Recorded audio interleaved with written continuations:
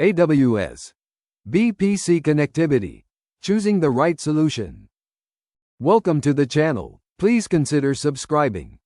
I produce videos daily covering a wide variety of cloud topics with focus on networking. Also, hit the bell icon to get notified of new videos.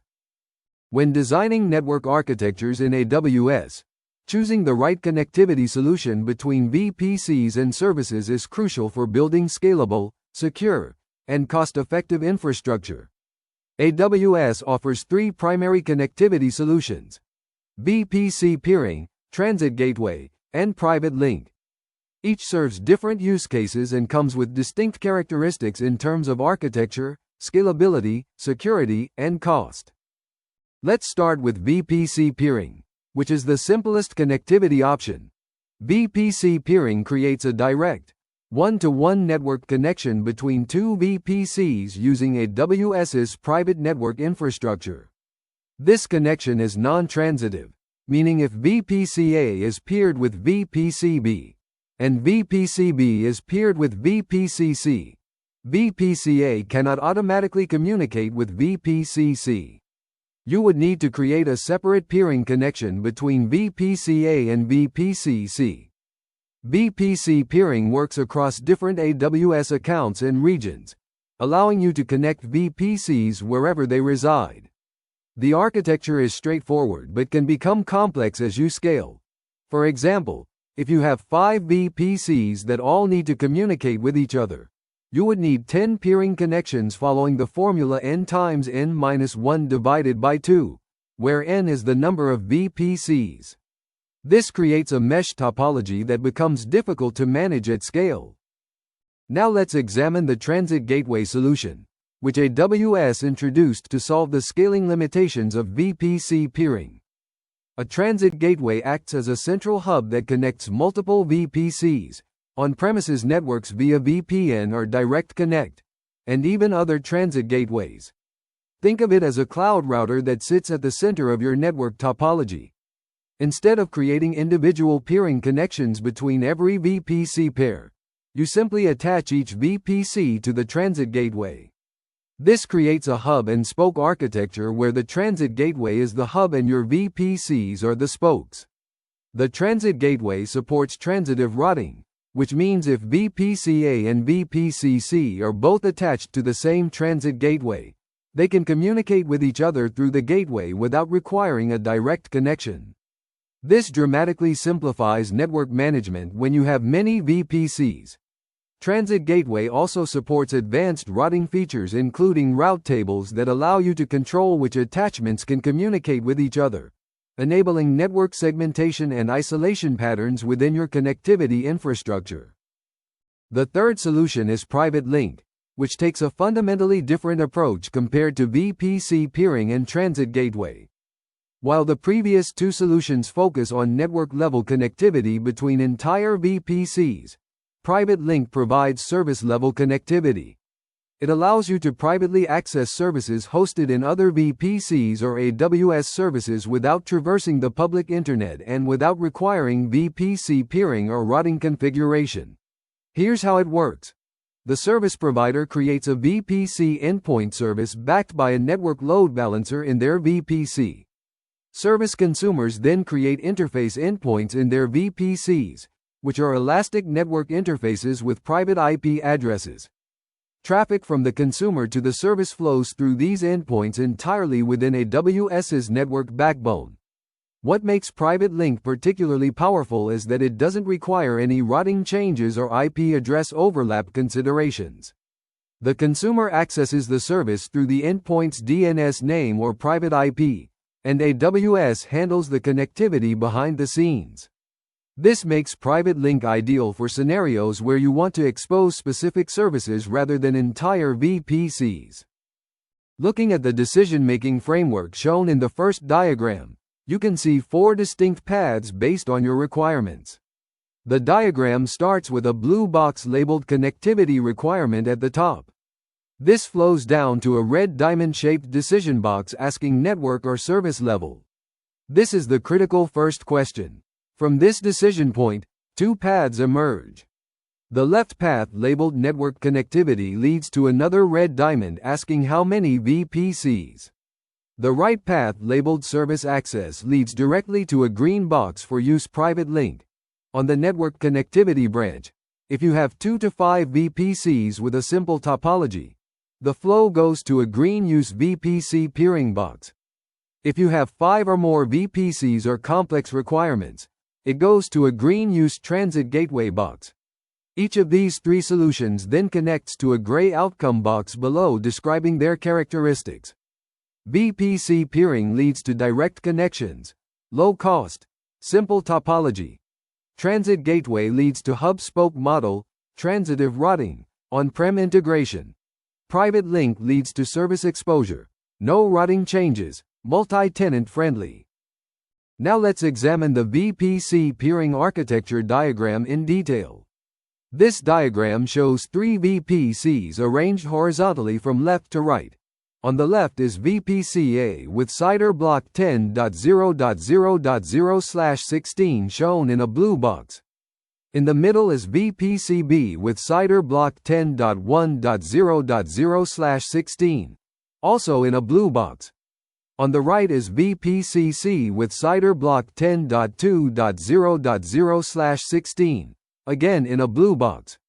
Between VPC-A and VPC-B, there's a solid bidirectional arrow labeled Peering Connection, indicating they have a direct peering relationship. Similarly, between VPC-B and VPC-C, there's another solid bidirectional arrow labeled Peering Connection. However, between VPC-A and VPC-C, there's a dotted line with the label No Direct Path, not transitive. This illustrates the key limitation of VPC peering. It's non-transitive. Even though VPC-A can reach VPC-B, and VPC-B can reach VPC-C, VPC-A cannot automatically communicate with VPC-C through VPC-B. You would need to create a third peering connection directly between VPC-A and VPC-C if they need to communicate. This mesh topology requirement is why VPC peering becomes complex at scale. The Transit Gateway architecture diagram shows a completely different topology. At the center is a large red box labeled Transit Gateway Central Hub. This is the hub in the hub and spoke architecture. Surrounding the Transit Gateway are 5 components connected to it with bidirectional arrows. At the top left is VPC-A with CIDR 10.0.0.0/16 in a blue box. At the top right is VPC-B with CIDR 10.1.0.0/16, also blue. At the bottom left is VPC-C with CIDR 10.2.0.0/16 in blue. At the bottom right is VPC-D with CIDR 10.3.0.0/16 in blue. Finally, at the very bottom is a gray box labeled On-Premises via VPN/DX, representing your on-premises data center connected through VPN or Direct Connect. All 5 of these components have direct bidirectional connections to the central transit gateway, but they don't connect directly to each other. This is the essence of the hub and spoke model. All traffic flows through the transit gateway, which handles routing between any 2 attachments. This means VPC-A can communicate with VPC-D, or with the on-premises network, all through the transit gateway without requiring individual peering connections between each pair. The PrivateLink architecture diagram illustrates a fundamentally different model focused on service exposure rather than network connectivity. The diagram is divided into 3 sections using subgraphs. On the left is the provider VPC subgraph containing 2 components. At the top of this section is a blue box labeled Application Servers, representing the actual service you want to provide. Below it is a red box labeled Network Load Balancer. An arrow flows from the application servers down to the network load balancer, showing that the NLB sits in front of the application. The middle section shows Consumer VPC-A with 2 components. At the bottom is a gray box labeled Client App, representing the application that wants to consume the service.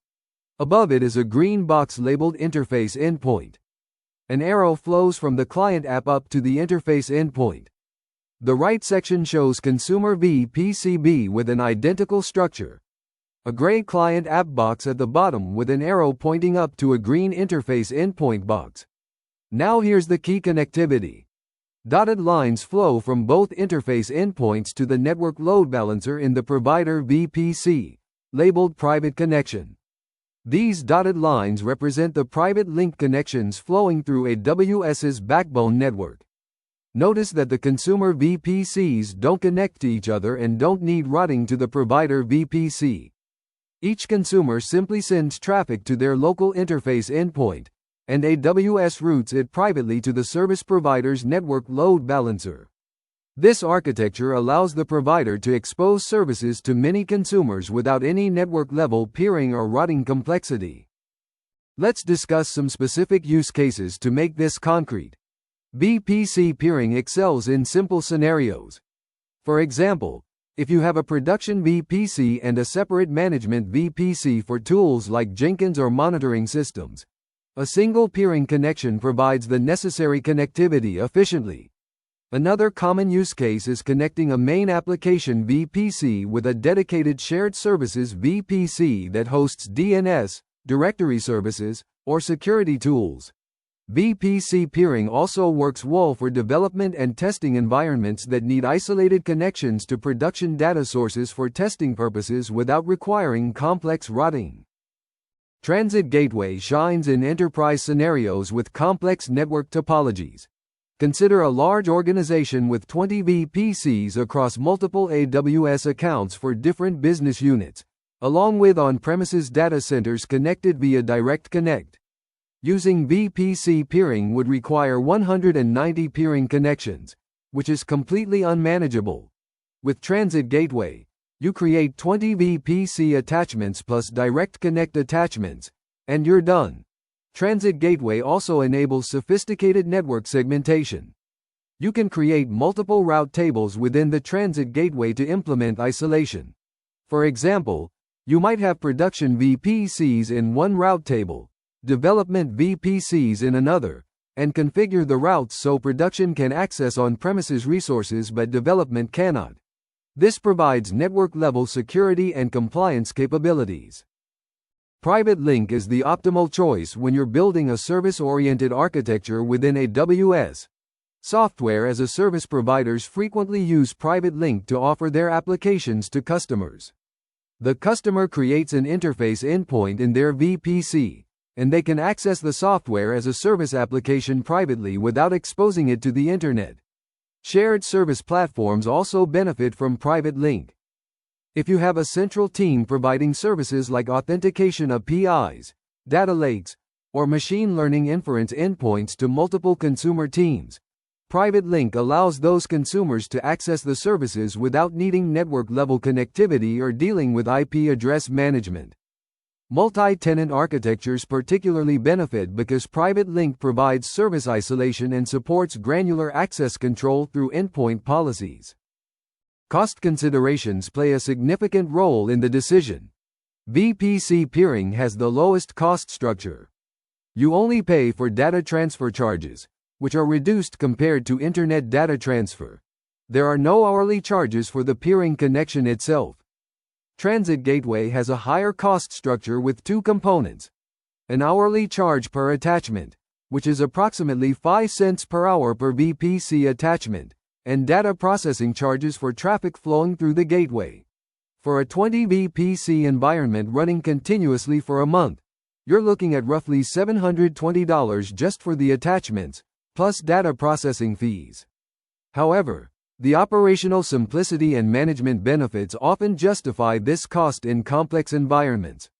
PrivateLink has its own pricing model based on hourly charges for interface endpoints in consumer VPCs and data processing charges for traffic flowing through those endpoints. The costs are generally lower than Transit Gateway when you're only exposing specific services rather than entire networks.